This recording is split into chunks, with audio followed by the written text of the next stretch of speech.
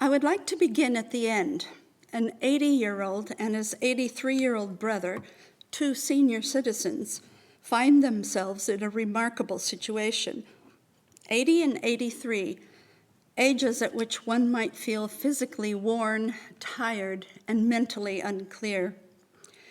Ages at which no modern technological comforts existed. It is hot and dusty, and their lives as slaves are hard, so very hard. The idea of freedom is a dream that lives in the minds and hearts of these two men, along with the people in their community. Moses was a shepherd and worked for his father-in-law. He had recently had a rather disturbing experience with a burning bush and meeting God for the first time. It was a life-changing experience for Moses. The Eternal One now tells Moses that the moaning and cries of the Israelites have been heard, and chooses Moses to go to Pharaoh in order to lead his people into the promised land. This worries Moses, as he thinks he is not fit to speak to Pharaoh.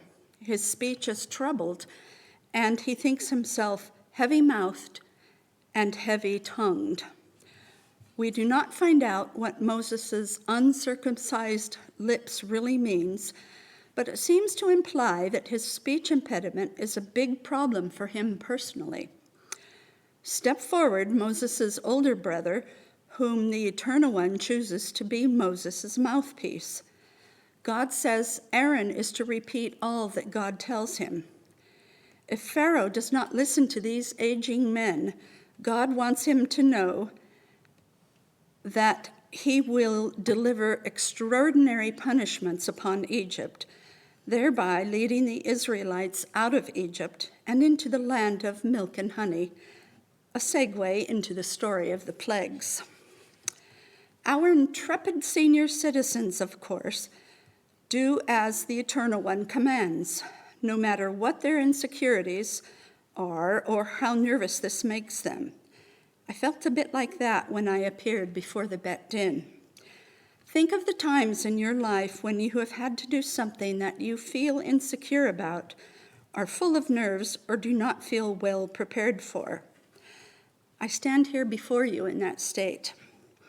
I came to Judaism late after a lifetime of wondering why I kept having experiences of burning bushes in one form or another. A lifetime of seeking for a higher power that I was sure was out there. Some years ago, I was on holiday and was walking down a tree-lined street in Boston, Massachusetts. I found my burning bush on that street in the form of two synagogues within 1 block of each other. They spoke to me, and that night I took my first step towards Judaism. I looked on the internet for synagogues near where I lived and how to contact the rabbis who led them. I eventually spoke with Rabbi Romaine, who suggested I contact NPLS, now the ARC, and the rest is history. In my 60s, I was going back to school. I learned about my adopted heritage, studied, sang, and attended services. And when I was ready, I appeared before the Bet Din. What helped me that day was Rabbi Janet Burden's American accent, Rabbi Pete Tobias's jokes, and Rabbi Andrew Goldstein telling me my Hebrew was not very good. He was absolutely right. In the middle of that interview, I suddenly felt ageless. It didn't matter if I were 13 or 33 or 50. I was in the right place at the right time, and my age didn't matter. I felt full of courage, and I felt Jewish. Moses and Aaron did not seem to take their ages into account when giving this remarkable task to undertake.